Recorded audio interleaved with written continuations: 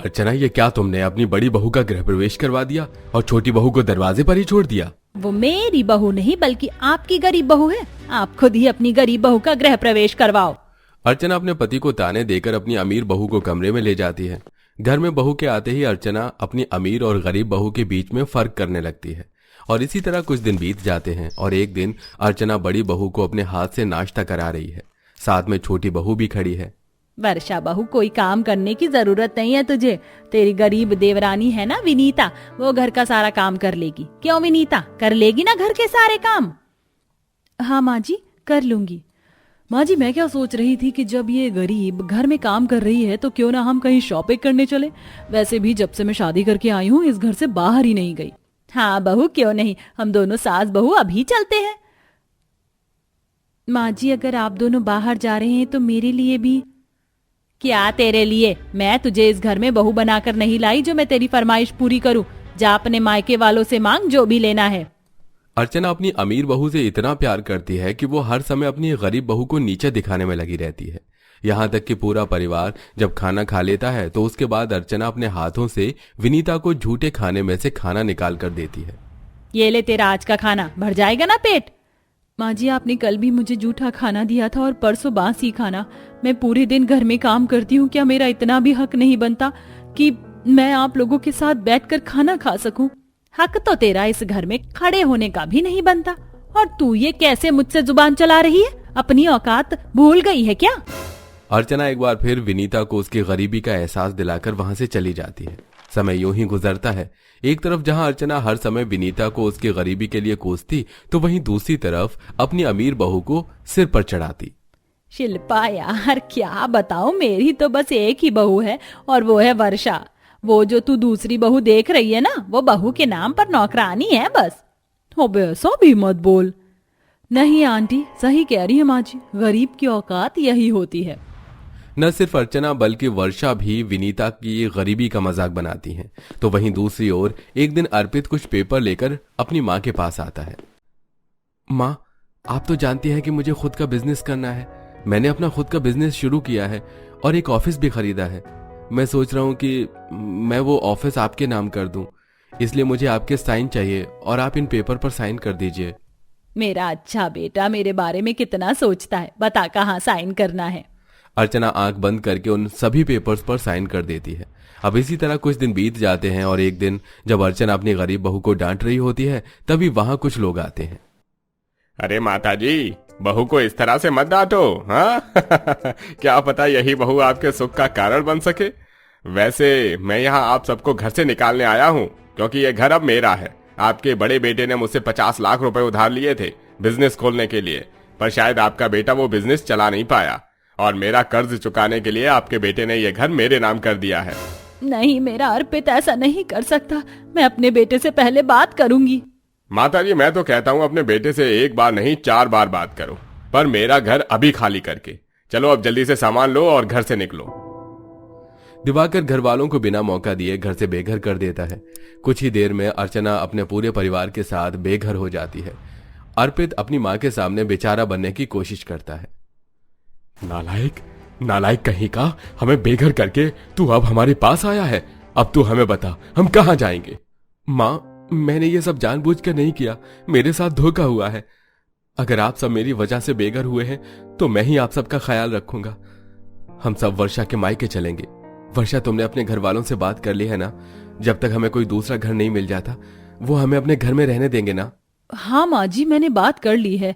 वैसे भी हम विनीता की तरह गरीब नहीं हैं। आप सब मेरे मायके चलिए।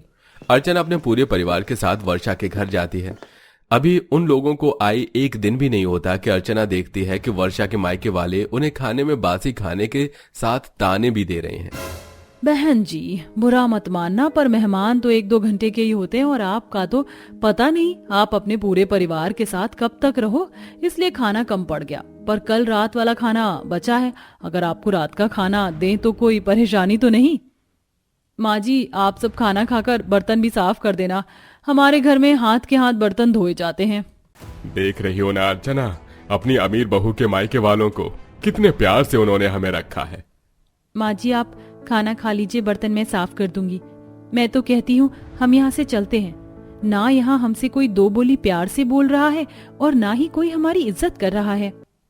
हम सब विनीता के मायके चलते हैं। उसके मायके वाले गरीब हैं, पर मुझे उम्मीद है कि वो हमारी इस तरह इंसल्ट नहीं करेंगे। सभी के समझाने पर अर्चना नहीं मानती और वर्षा के ही घर में रहती है। और अगली सुबह अर्चना अपने कानों से वर्षा और उसकी माँ की बातें सुनती है। अरे वर्षा, तेरी ये गरीब सास कब जाएगी अपने खानदान के साथ यहाँ से? अब तो गली मोहल्ले वाले भी पूछते हैं। देखा है ना तूने अपनी सास के नखरे, बासी खाना तेरी सास के गले से नीचे नहीं उतरता। अब बता, इतने बड़े खानदान का क्या हमने ठेका ले रखा है? माँ, मैं तो खुद चाहती हूँ कि ये लोग यहाँ से चले जाएं, पर बेशर्म लोग जाते ही नहीं। वर्षा और उसकी माँ की बातें सुनकर अर्चना को बहुत बुरा लगता है और वो आकर रोते हुए रसोई में अपने पति से कहती है, चलिए जी, मैं जमीन पर सोना पसंद करूंगी, पर अब एक पल और इस घर में नहीं रहूंगी जहां मैं रसोई में सोकर रात गुजार रही हूँ, बासी खाना खाकर अपना पेट भर रही हूँ। उस घर में मैं ताने नहीं सुन सकती। हाँ अर्चना, हम अभी जाएंगे यहाँ से। अर्चना के कहने पर अब विनोद अर्चना और रोहित के साथ अपनी गरीब बहू विनीता के घर जाता है, जहां विनीता के ससुराल वाले को देख विनीता की माँ और पिता जल्दी से उन्हें घर में ले जाते हैं और खाट पर बैठाते हुए उनसे कहते हैं, माफ करना समधन जी, हमें पता नहीं था कि आप लोग आ रहे हैं, वरना हम आपके रहने का इंतजाम करते। अरे विनीता की अम्मा, विशाल को कुछ पैसे दे दो और उसे कहो बाजार से कुछ खाने की चीजें ले आए। नहीं भाई साहब, हमारे लिए बाहर से कुछ मंगवाने की जरूरत नहीं है। हम बेघर हो गए, इसलिए आपकी इस कुटिया में रहने के लिए आए हैं। आप तो बस हमें सर छुपाने की जगह दे दो। समधन जी, आप कैसी बात कर रही हैं? ये घर भी आप ही का है, आप जब तक यहाँ चाहे रह सकती हैं। इतना बोलकर पार्वती जल्दी से घर आए मेहमानों के लिए नाश्ता पानी लेकर आती है और रात को विनीता के पिता विनीता, अर्चना और पार्वती को अंदर सोने के लिए कहते हैं और खुद सभी मर्द कमरे के बाहर आंगन में चारपाई पर सोते हैं। ये सब देखकर अर्चना को अपनी अमीर बहू के मायके का दिन याद आता है, जहां वो सभी लोग रसोई में नीचे फर्श पर सो रहे थे। मैं कितनी गलत थी। अमीर लोग बिल्कुल अच्छे नहीं होते। विनीता बहू के मायके वाले खुद गरीब हैं, पर वो खुद से पहले मेरे बारे में सोच रहे हैं। समधन जी, मैंने आपके बिस्तर के पास मच्छर मारने वाली अगरबत्ती जला दी है। अब आपको मच्छर नहीं काटेंगे, अब आप आराम से सो जाइए। इतना बोलकर पार्वती सो जाती है और अगली सुबह जब अर्चना उठकर घर के बर्तन धोने के लिए बैठती है तो पार्वती उसके हाथ से सारे बर्तन छीन लेती है और उससे बोलती है, अरे समधन जी, आप क्या कर रही हैं? मैं आपसे बर्तन कैसे धुलवा सकती हूँ? आप बस आराम कीजिए। विनीता बेटा, खाना बनाया नहीं? अपनी सास को खाने के लिए दे और अपने पिता को भी देख, वो कहाँ है? अरे पार्वती, आ गया मैं, और देखो मैं समधन जी और समधी जी के लिए क्या क्या लेकर आया हूँ। अरे गरम गरम समोसे, वो भी इतनी सुबह सुबह। ये तो बहुत अच्छा किया आपने। मैं अभी सबके लिए चाय समोसा लगाती हूँ। इतना मान सम्मान देखकर अर्चना को वर्षा के घर के दिन याद आ जाते हैं, जहां वर्षा की माँ उसे ताने दे रही होती है, उससे घर के काम करवा रही होती है। अर्चना ये सब सोच ही रही होती है कि तभी पार्वती बोलती है, समधन जी, आप पूरे दिन घर में बैठे बैठे बोर हो जाती होंगी। चलिए आज मैं आपको खेत और अपने जानवर दिखाती हूँ। ये सारी सब्जियां हम अपने खेत से ही तोड़ कर लाते हैं।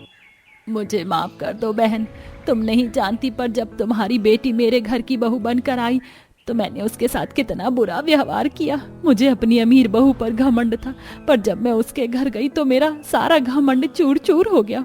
और आज आप लोगों का इतना प्यार देखकर मुझे समझ आ गया, इंसान दिल से अच्छा होना चाहिए, ना कि पैसों से। कोई बात नहीं बहन, बुरे वक्त में ही अपनों का पता चलता है। चलो मैं आपको अपना खेत खलिहान दिखाती हूँ। आप फिक्र मत करो, बुरा वक्त भी बहुत जल्दी खत्म हो जाएगा। इस तरह पार्वती अपनी समधन को अपना खेत दिखाने ले जाती है, जहां वो जाकर काफी ज्यादा खुश होती है और कुछ सब्जियां भी तोड़कर लेकर आती है। घर आकर वो सब देखते हैं तो उसका बेटा सबको मिठाई खिला रहा था। ये मिठाई किस खुशी में बेटा? माँ, मेरा प्रमोशन हो गया है और इसी खुशी में ऑफिस की तरफ से मुझे नया घर मिला है, जो हमारे पहले घर वाले की तरह तो नहीं, लेकिन अच्छा है। अब हम सब उसी में रहेंगे। मम्मी पापा, आप लोगों ने हमारा इतना साथ दिया, उसके लिए आपका बहुत बहुत शुक्रिया। ये तो बहुत खुशी की बात है बेटा, मुझे भी मिठाई खिला। इस तरह सब लोग काफी खुश होते हैं और कुछ दिनों बाद अर्चना अपने पति, छोटे बेटे और विनीता के साथ अपने नए घर में शिफ्ट हो जाती है, जहां पर वो अपनी बहू को काफी अच्छे से ख्याल रखती है और उसे खुश रखती है। आशा है कहानी आपको अच्छी लगी होगी, तो कमेंट में कहानी के लिए 2 अच्छे शब्द लिखना बिल्कुल मत भूलिए।